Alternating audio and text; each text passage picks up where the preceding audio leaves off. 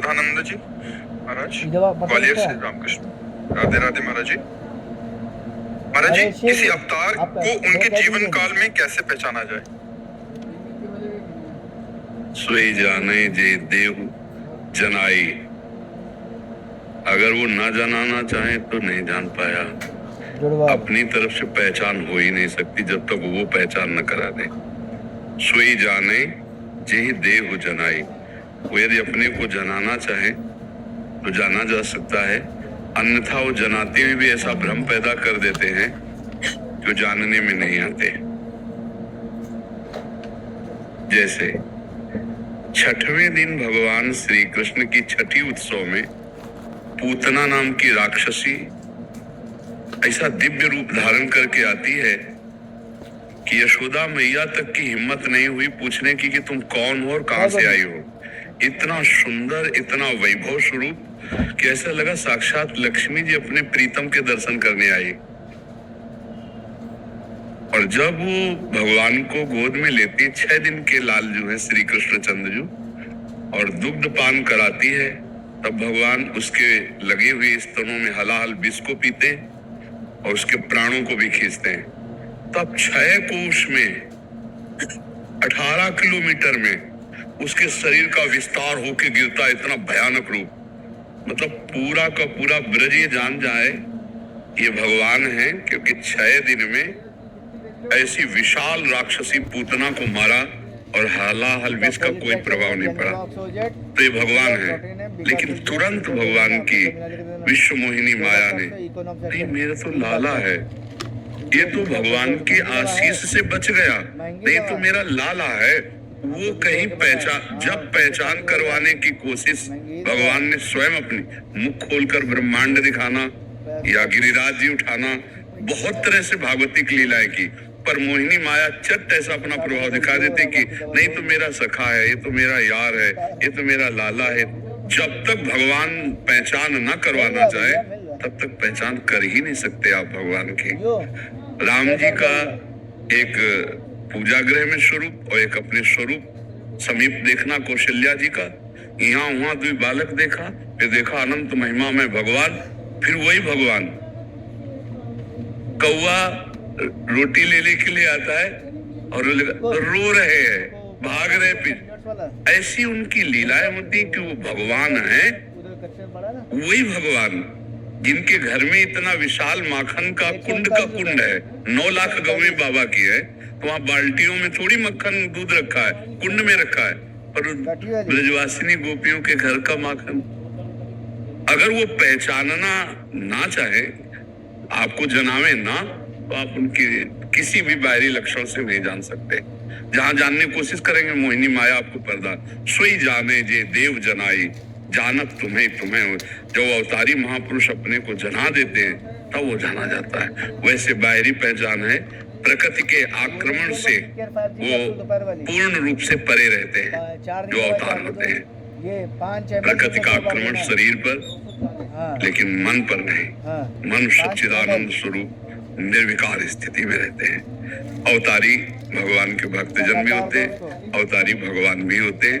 भगवान के कई प्रकार के 2 अवतार पाए गए, एक तो भगवान का स्वयं विविध अवतार लेना और एक भगवान के कारक पुरुषों का अवतार लेना, जो भगवान के ही स्वरूप हैं, भगवत प्राप्त हैं, वो अवतरित होते हैं। हर द्वंद्व को सहकर भक्ति की स्थापना, धर्म की स्थापना, उनको महान कष्ट दिया जाता है, पर वो कष्ट का उत्तर दंड से नहीं देते, सह के सहन करके अपने प्राणों का भी बलिदान करके वो धर्म की स्थापना करते हैं। वो भी अवतारी पुरुष होते हैं। भगवान के भक्तजन विविध प्रकार के कष्टों को सहकर धर्म की स्थापना करके अनंतर ध्यान हो जाते हैं। और एक होते हैं कि आकर शत्रुओं का विनाश करना, परित्राणाय साधूनाम विनाशाय च दुष्कृताम, वो भगवान का तेजमय अवतार, भगवान का महान बलशालियों का नाश करके धर्म की स्थापना करके और जय घोष करते हुए अंतर ध्यान।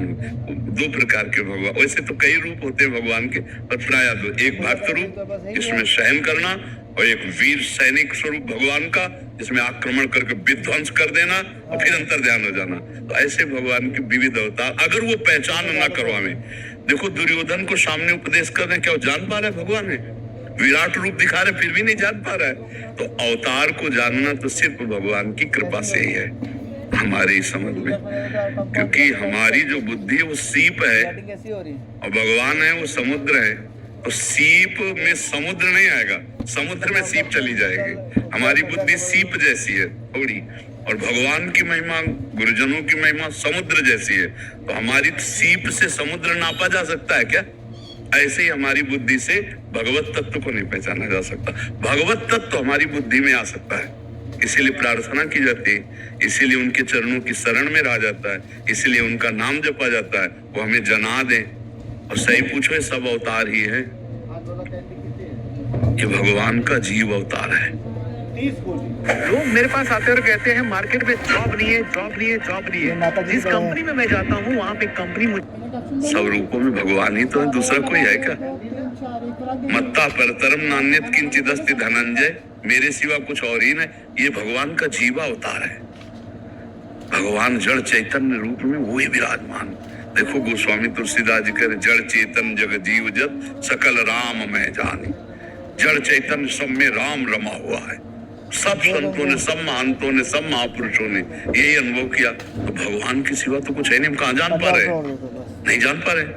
फिर इसी को जनाने के लिए गुरु रूप में आते हैं, गुरुवाणी रूप में वही तो परिचय दे रहे हैं। यही जनाने के लिए संत वाणी के रूप में वही प्रकट रूप से। अगर वो ना जनावे तो कोई ना जान पावे, वही जनाते तभी वो जान पाता है कि हमारे हृदय में ही वो परमात्मा विराजमान है। और सही पूछो तो हमारे हृदय कहना माया है, वो परमात्मा ही परमात्मा विराजमान है। आप समझ रहे महाराज जी? अपनी कोई चेष्टा काम नहीं कर सकती, उनकी कृपा काम करती है। वो हमारे मन बुद्धि में आके बैठ के जना देते तो ज्ञान हो जाता है। हमारी मन बुद्धि वहां तक नहीं पहुंच सकती। राम अतर्क बुद्धि मन वाणी मत हमारे यहाँ सुनो भवानी। भगवान शंकर कहते हैं कि बुद्धि की और मन की पहुंच से परे है वो परमात्मा, क्योंकि वो परमात्मा मन बुद्धि को पावर देता है, वो प्रकाश देता है।